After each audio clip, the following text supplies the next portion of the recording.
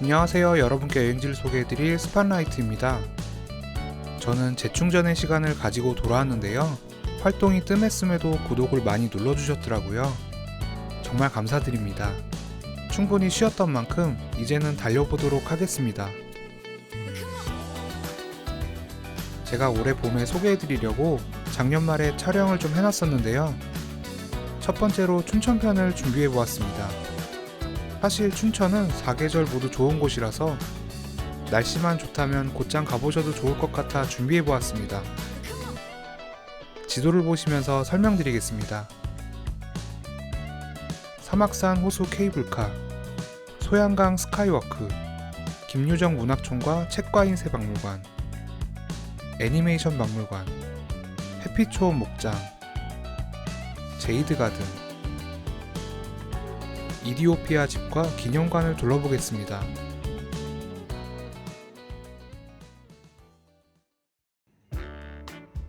제가 춘천에 도착하자마자 간 곳은 사막산 호수 케이블카였습니다.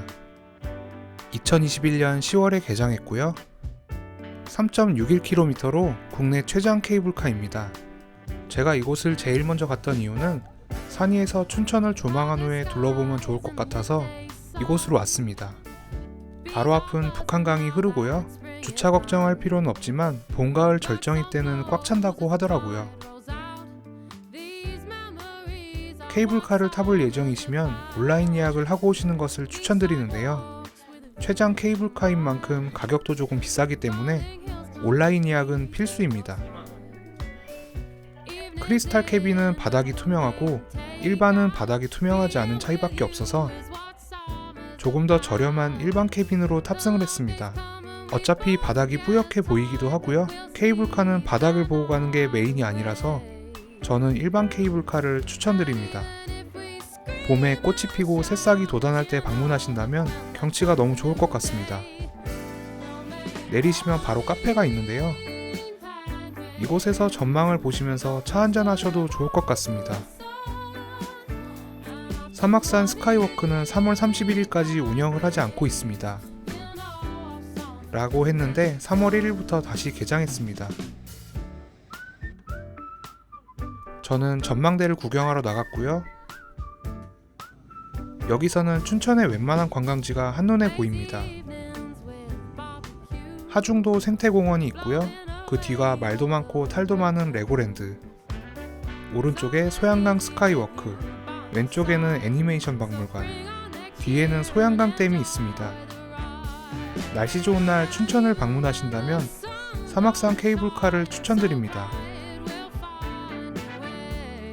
주차장에 주차를 하고 지하터널을 통과하면 소양강 스카이워크가 나옵니다.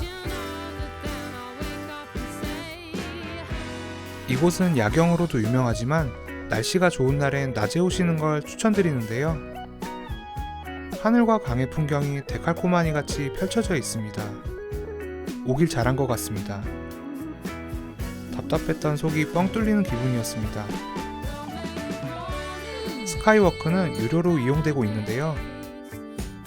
입장료는 2,000원입니다. 하지만 지역상품권 2,000원을 주기 때문에 무료라고 보시면 되고요. 춘천 시내 카페나 식사를 할 때 이용하시거나 택시 탈 때도 이용이 가능합니다. 아래가 유리로 되어 있기 때문에 더신을 신고 입장하셔야 하고요.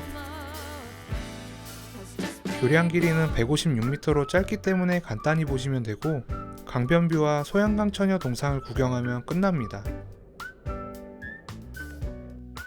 날씨 좋은 날 오셔서 소양강 풍경을 즐겨보시면 좋을 것 같습니다.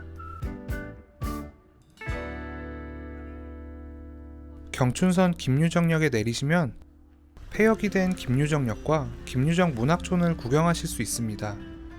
레일바이크도 있지만 저는 혼자라 그런 거 안 탔습니다.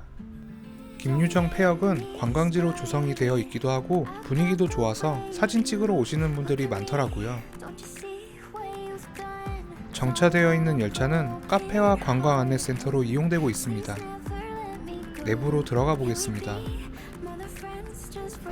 일반 무궁화호 열차이고요. 앉아서 쉴 수 있게 되어 있습니다. 기차 안은 크게 볼 건 없고 그냥 한번 둘러보시고 나오시면 될 것 같습니다. 폐역이 된 김유정 역은 예스러운 느낌을 전해주는데요. 제가 폐역이 된 곳을 몇 군데 가보았는데 거의 동일하게 꾸며놓았더라고요. 이것도 사진 포인트이기 때문에 사진 찍으시는 분들이 많았습니다.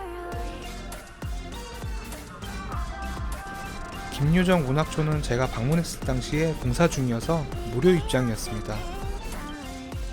원래는 입장료가 2,000원입니다. 소설 속 풍경들을 재현해 놓아서 둘러보기 좋더라고요.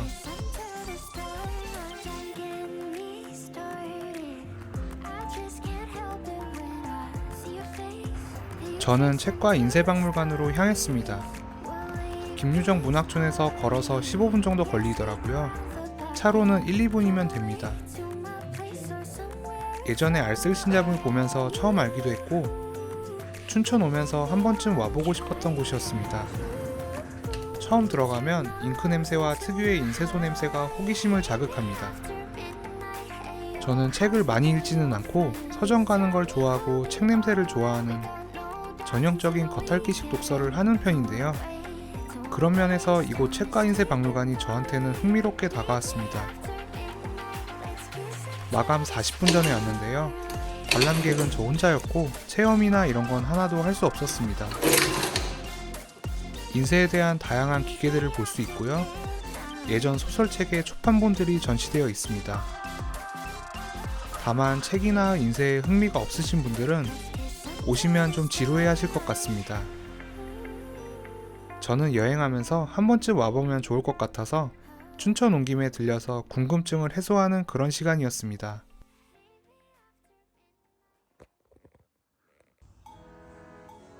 애니메이션 박물관과 토이로봇관은 저는 사실 이곳에 큰 기대 없이 왔습니다. 아이들이 보는 그런 곳이겠지 하고 갔는데 생각보다 즐길 거리도 많고 볼거리도 많은 곳이었습니다. 어린 자녀가 있는 가족 관광객분들은 춘천 오신다면 이곳에 오시는 걸 추천드립니다. 아이들은 토이로봇관에서, 어른들은 애니메이션 박물관에서 시간을 뺏길 가능성이 굉장히 높습니다. 그만큼 만족스러운 곳이었고요. 체험할 수 있는 곳들도 많고 다양한 장난감들을 구경할 수 있었습니다. 움직이는 거미 로봇도 있고 미로 탈출 로봇, 움직이는 다양한 로봇들도 볼 수 있었습니다. 아이들이 좋아하는 로봇과 드론 공연을 보실 수 있는데요. 로봇도 움직이고 드론도 날아다니니까 조금 화려하긴 했습니다. 저도 이것저것 만져보고 즐거운 시간을 보냈습니다. 애니메이션 박물관은 30, 40대 분들이 굉장히 좋아할 만한 곳이었습니다. 제가 어릴 때 봐오던 애니가 주로 있었고요. 물론 전세대 애니도 많았습니다. 일단 들어가 보면 애니메이션의 역사를 살펴보실 수 있고요. 디즈니 좋아하시는 분들은 다들 알고 계신 증기선 윌리, 디즈니 최초 3D 애니메이션인 토이스토리까지 디즈니뿐 아니라 다양한 애니메이션 역사를 한눈에 살펴보실 수 있고요. 예전 만화는 한 장씩 그려서 이렇게 여러 장을 넘기면 한 장면이 완성되었었는데 오랜만에 보니까 새로웠습니다. 국내 애니메이션 전시관에 들어왔습니다. 둘리도 있고요. 제가 제일 좋아했던 배추도사 무도사, 그리고 꼬비꼬비. 무도사랑 꼬비꼬비 그립다. 와, 이거는 저 태어나기 이전 작품들입니다. 각 나라별 애니메이션을 소개하는 곳입니다. 저는 한국, 일본 애니 말고는 거의 다 생소하더라고요. 사실 일본 애니와 미국 애니를 소개하기엔 이곳은 조금 작습니다. 간단하게 봐주시면 되고요. 애니메이션 효과음을 체험하는 곳이 있습니다.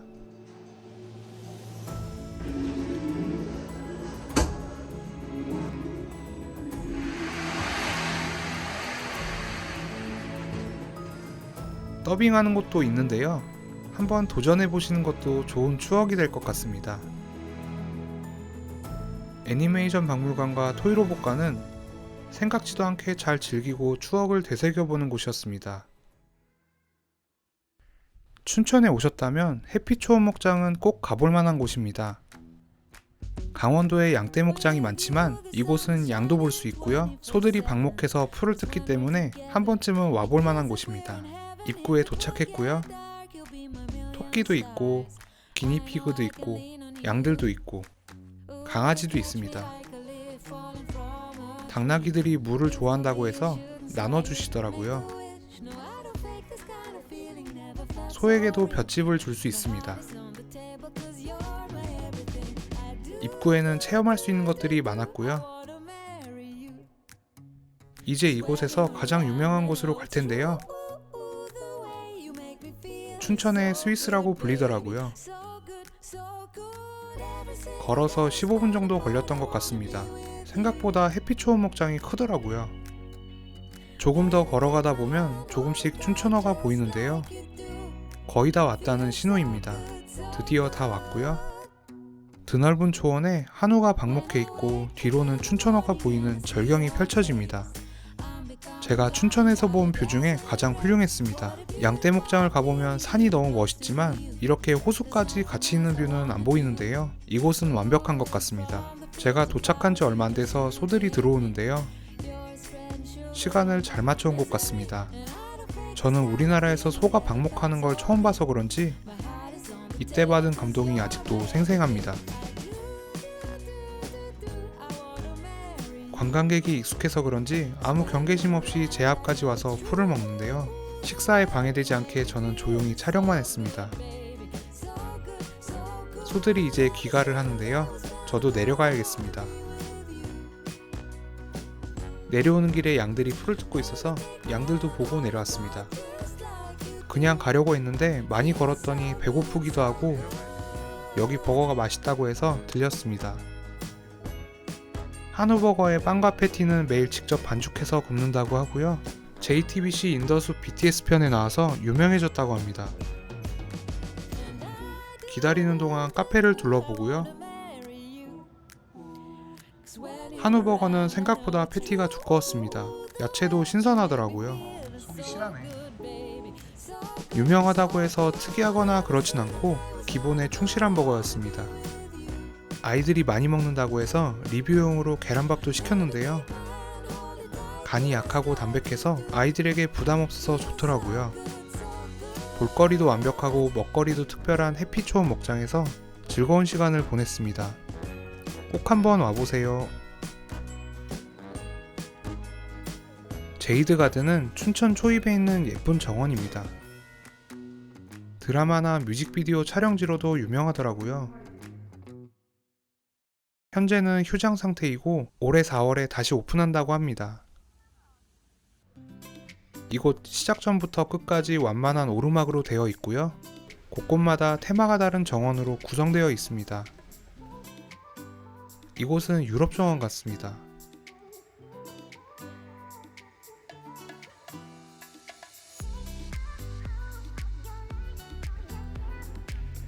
미로 정원을 지나서 올라가고요.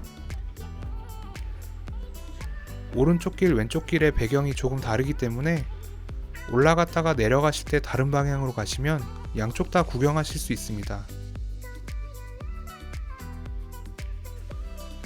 중앙분수가 있는데 벤치도 많아서 잠시 쉬었다 가기 좋은 곳입니다.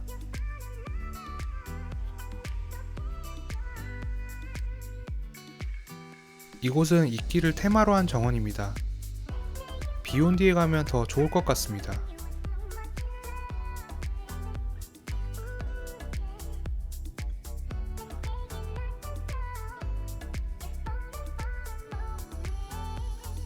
끝까지 올라오시면 카페와 화장실이 있고요.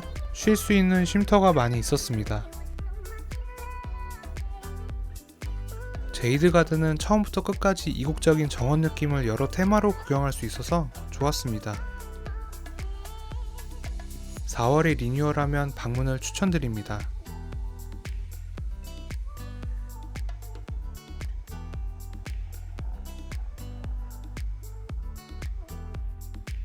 저는 커피를 좋아해서 춘천에 오면 항상 이디오피아 집을 방문합니다.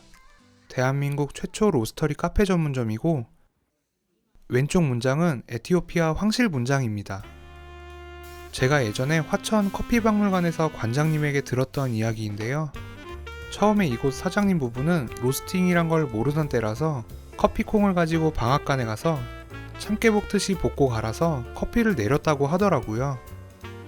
생각해보니 참깨 볶는 과정이나 로스팅하는 과정이나 비슷한 부분이 많아서 상당히 지혜로운 방법으로 커피 로스팅을 하신 것 같습니다. 저는 산미가 풍부한 예가체프를 좋아해서 즐겨 가곤 합니다. 오래되고 전통 있는 카페에서 커피 한 잔 마시는 것도 저에겐 의미 있는 시간이었습니다. 소화도 시킬 겸 바로 옆에 있는 에티오피아 한국전 참전기념관을 들어가 봤는데요. 에티오피아는 6.25 당시 파병을 보내준 참 고마운 나라입니다. 아프리카에서 전투병을 보내준 유일한 나라이기도 하고요. 그 당시 에티오피아 황제의 황실 근위대를 중심으로 강류 부대가 파병하게 되고요. 253번의 전투 동안 단 한 번도 패하지 않았다고 합니다. 당시 우리나라와는 이해관계가 전혀 없는 국가임에도 참전해서 싸워준 이분들의 희생을 잊지 말아야겠습니다. 오늘 영상도 즐겁게 보셨다면 구독, 좋아요 부탁드리고요. 다음에는 춘천 맛집 편으로 찾아뵙겠습니다. 시청해주셔서 감사합니다. 스팟라이트였습니다.